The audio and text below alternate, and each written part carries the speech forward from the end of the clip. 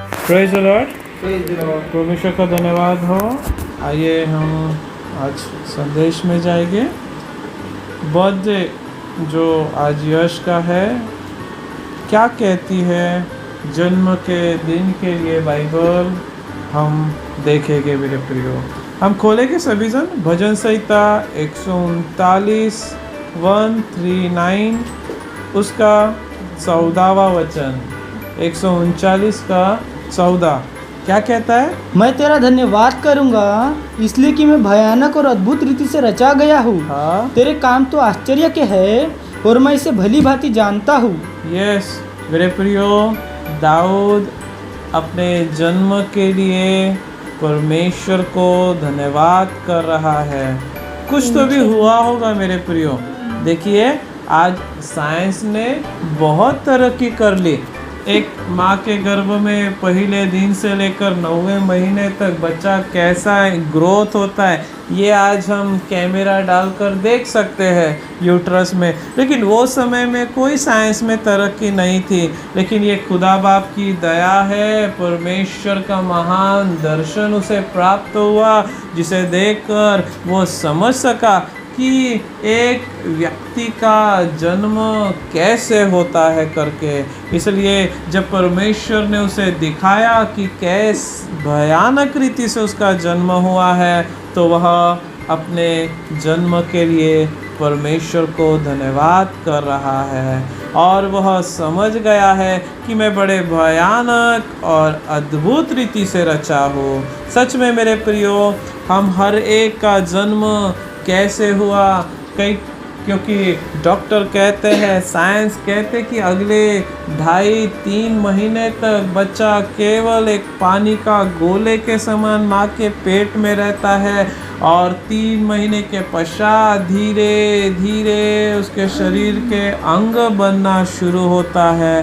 थोड़ा सा शांत रहकर इमेजिन करके देखिए, सोच कर देखिए कि किस रीति से एक बच्चे का जन्म होता है और वह संसार में आता है। इन सब बातों के पीछे परमेश्वर का कार्य है, परमेश्वर का हाथ है, उसकी दया है मेरे प्रियो।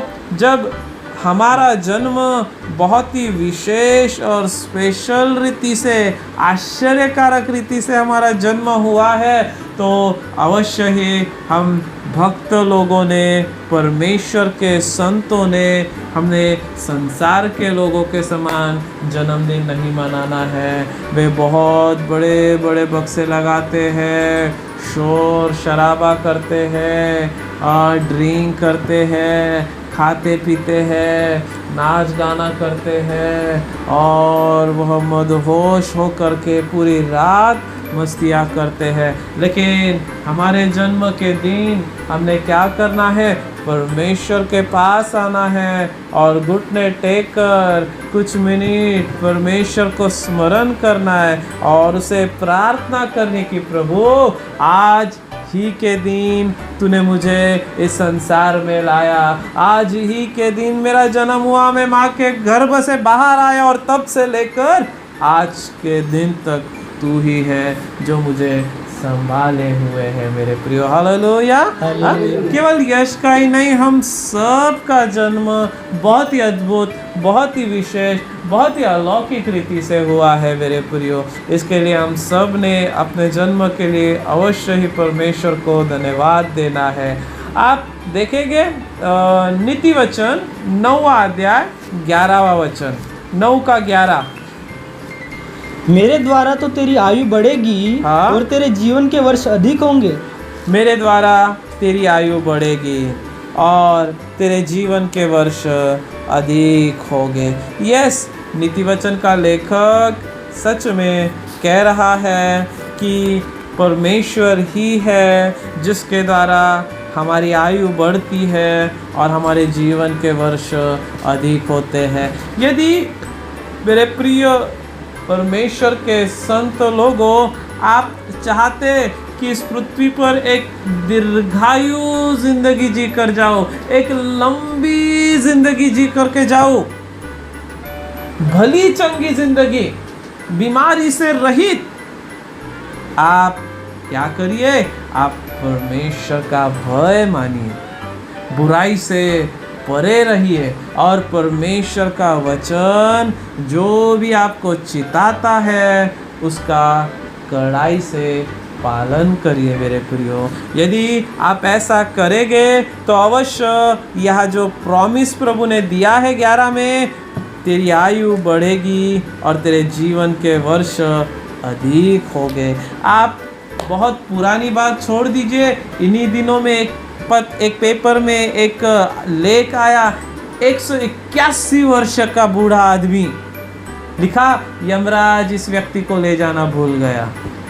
हाँ मेरे प्रियो, 181 वर्ष मामूली नहीं है। सबसे अधिक जिंदा रहने वाली जो कपल है जापान की, आदमी करीब 170 का था और औरत 168-169 साल की थी। मेरे प्रियो, परमेश्वर ने अपने लोगों को दीर्घायु से तृप्त करने की प्रतिज्ञा दी है। यदि आप सच में परमेश्वर का भय मानेंगे, उसकी आज्ञाओं का पालन करेंगे, अवश्य प्रभु दीर्घायु आपको देगा और आपको वह आशीषित करेगा मेरे प्रियो। आप पढ़ेंगे भजन संहिता 91 का 11।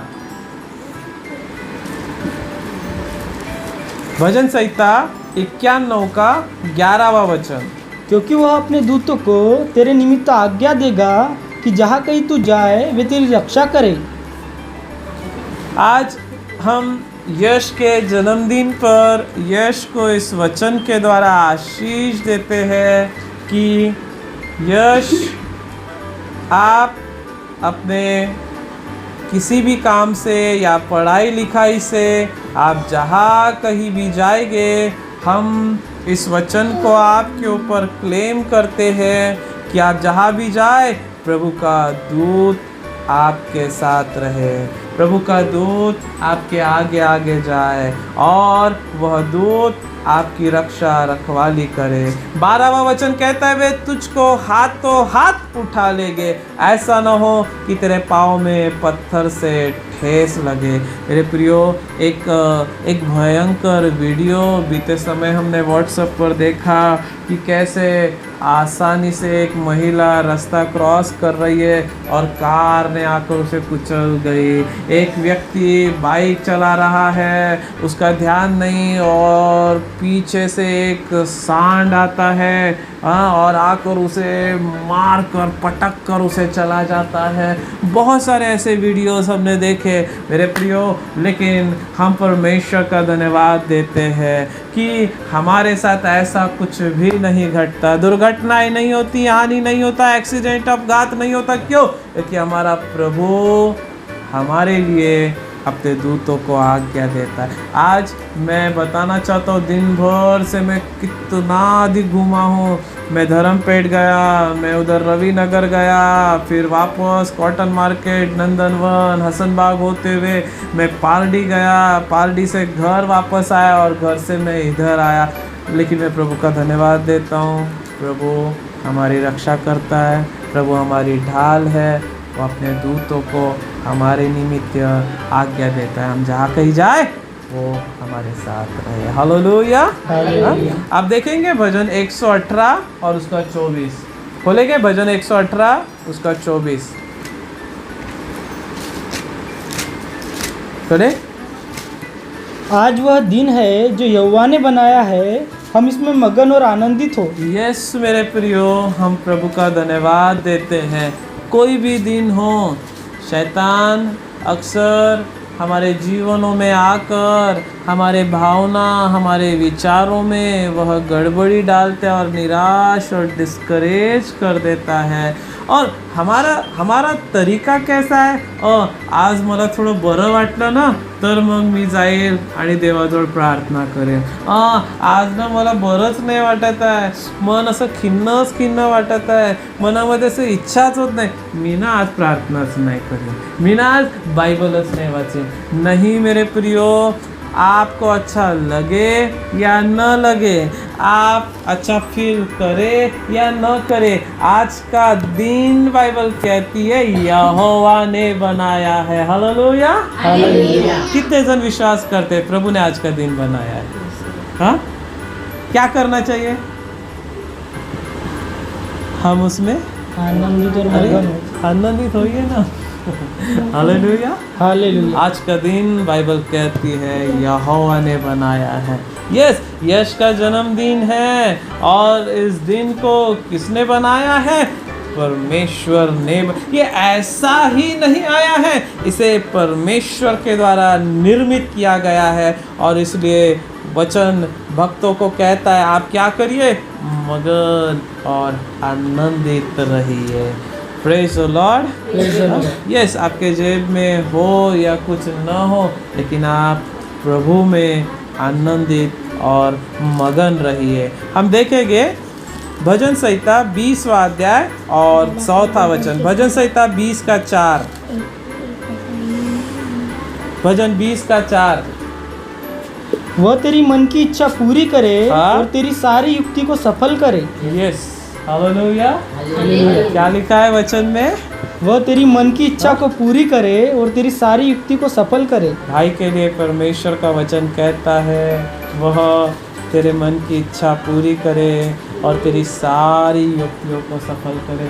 लेकिन अवश्य है तेरी मन की इच्छा, तेरी युक्ति परमेश्वर की इच्छा, उसके वचन के अनुसार हो।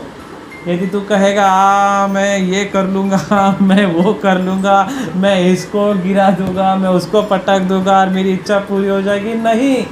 आपकी इच्छा, आपकी युक्ति अवश्य ही परमेश्वर की इच्छा और उसके वचन के अनुसार हो तो वह उस इच्छा को पूरी करेगा। यस मेरे प्रियो, मैं कहना चाहता हूँ, आप जब आपके बच्चे छोटे होते हैं आप उनके अंदर कुछ दर्शन को डालिए, कुछ तो भी स्वप्न डालिए कि वह उस स्वप्न के साथ आगे बढ़े, उस स्वप्न के साथ वो जिए, वो स्वप्न पर चर्चा करे। ओ मेरी बेटी हमेशा कहती है कि मुझे मम्मी के समान डिज़ाइनर बनना है। बोला ठीक है, तुझे डिज़ाइनर बनना है बन, लेकिन उसके साथ साथ तुझे परमेश्वर की सेवा भी करनी है। यस, आपके बच्चों के अंदर आप बचपन से ही स्वप्न डालिए, दर्शन डालिए, उनके अंदर में डालिए कुछ तो भी। ओ उन्हें कुछ बड़ा मैकेनिक बनाइए, कुछ इंजीनियर का स्वप्न दिखाइए, डॉक्टर का स्वप्न दिखाइए, तब परमेश्वर क्या करेंगे?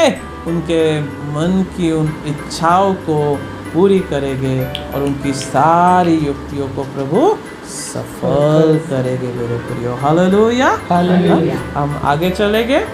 भजन संहिता 37 का 4। 37। यहोवा को अपने सुख का मूल जान और वह तेरे मनोरथों को पूरा करेगा। यस मेरे प्रियो, ध्यान से सुनिए। आपका आपका आपका काम धंधा, आपकी प्रॉपर्टी, आपका टैलेंट आपके सुख का मूल नहीं होना चाहिए। आपका परमेश्वर आपके सुख का मूल होना चाहिए। आपका परमेश्वर आपका सब बातों का प्रोवाइडर होना चाहिए। बाइबल कहती है, पौलुस फिलिपियो 4:19 में, my God shall supply my all needs. Yes, हमारा परमेश्वर हमारा प्रोवाइडर होना चाहिए। बाइबल कहती है वो हमारी संस्था नहीं, हमारे मालक नहीं, हमारे पासबान नहीं, हमारा चर्च नहीं, या कोई मनुष्य सरकार नहीं, लेकिन हमारा परमेश्वर हमारा प्रोवाइडर होना चाहिए। हमारा परमेश्वर हमारे सुख का मूल होना चाहिए। यस मेरे प्रियो, अब्राहम लिंकन ये अपने शुरुआत के दिनों में बहुत ही गरीब परिवार से थे, लेकिन उनके पास जिंदा परमेश्वर था, उनके पास एक बड़ा दर्शन था और उन्होंने उस दर्शन को देखा, परमेश्वर पर विश्वास किया और बाइबल कहती है आने वाले दिनों में वे अमेरिका के सबसे लोकप्रिय राष्ट्रपति बने। देखिए 33 वर्ष तक वे फेल्योर रहे, अपने जीवन में असफल रहे, विवाह में असफल, शिक्षा में असफल, बिजनेस में असफल, जो उन्होंने ड्यूटी की उसमें असफल, वकीलात की वकालत उसमें असफल, राजनीति की उसमें, सब बातों में असफल। यहाँ तक कि पहली पत्नी भी उनकी मर गई, लेकिन उन्होंने क्विट नहीं किया, छोड़ा नहीं, प्रभु को पकड़े रहा, प्रभु को अपने सुख का मूल्य जाना। और बाइबल कहती है एट द एंड परमेश्वर ने उन्हें अमेरिका शक्तिशाली राष्ट्र का सबसे लोकप्रिय उन्हें राष्ट्रपति बनाया। यदि आप भी आपने परमेश्वर प्रभु यीशु मसीह को अपना जीवन, अपना मुक्तिदाता, अपने सुख का मूल, अपना प्रोवाइडर, मेरा जरूरत का पूरा करने वाला, मेरे स्वप्न, मेरे दर्शन को पूरा करने वाला प्रभु करके स्वीकार करेंगे, परमेश्वर अवश्य आपके सारे मनोरथों को पूरा करेगा मेरे प्रियो। हालेलुया।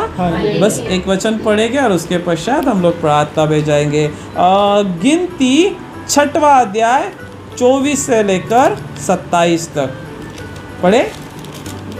यहोवा तुझे आशीष दे और तेरी रक्षा करे। यहोवा तुझ पर अपने मुख का प्रकाश चमकाए और तुझ पर अनुग्रह करे। यहोवा अपने मुख तेरी ओर करे और तुझे शांति दे। इसी रीति से वे मेरे नाम को इज़राइल पर रखे और मैं उन्हें आशीष दिया करूँगा। ठीक है, 22 और 23 क्या कहता है, ध्यान से सुनिए। फिर यहोवा ने मूसा से कहा, हारून और उसके पुत्रों से कह कि तुम इज़राइल को इन वचनों से आशीष दिया करना। देखिए परमेश्वर ने एक नया नियम वहाँ पर बनाया। क्या था वो नया नियम?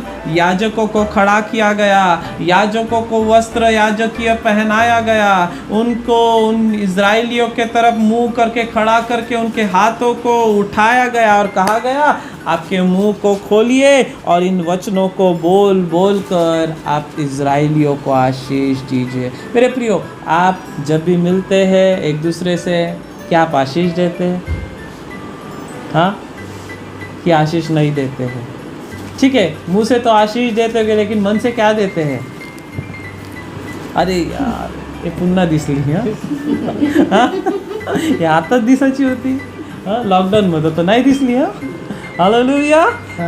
सच में नए नियम के अनुसार चर्च में आने वाले हर बहन हर भाई याजक है और आपका काम है आप अपने हाथ बढ़ाए और आने वाले हर एक को आशीष दे। दीदी प्रभु आपको आशीष दे, दीदी प्रभु आपको आशीष दे, बहन प्रभु आपको आशीष दे, भाई प्रभु आपको आशीष दे।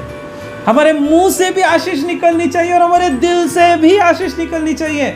लेकिन संसार में अलग है, संसार मुंह से आशीष बोलते हैं और मन से कड़वाहट, गंदगी, बैर, नफरत निकालता है, शाप देता है। लेकिन सच में क्या कह रहा है? यहोवा तुझे आशीष दे, तेरी रक्षा करे, यहोवा तुझ पर अपने मुख का प्रकाश चमकाए, तुझ पर अनुग्रह करे, यहोवा अपना मुख तेरी ओर करे और तुझे शांति दे। और इस रीति से वे मेरे नाम को इज़राइलियों पर रखे और मैं उन्हें आशीष दिया करूँगा। हालेलुया। माता पिताओं ने सुबह उठने के बाद अपने बच्चों को आशीष देनी है। प्रभु उनके साथ रहे, प्रभु उनको संभाले, प्रभु उन्हें आशीष दे, प्रभु ने बुद्धि ज्ञान समझ से भरे। इस रीति से अवश्य बच्चों को आशीष देना है तो आपके बोले हुए शब्दों के अनुसार प्रभु आपके बच्चों को आशीषित करेगा। हालेलुया।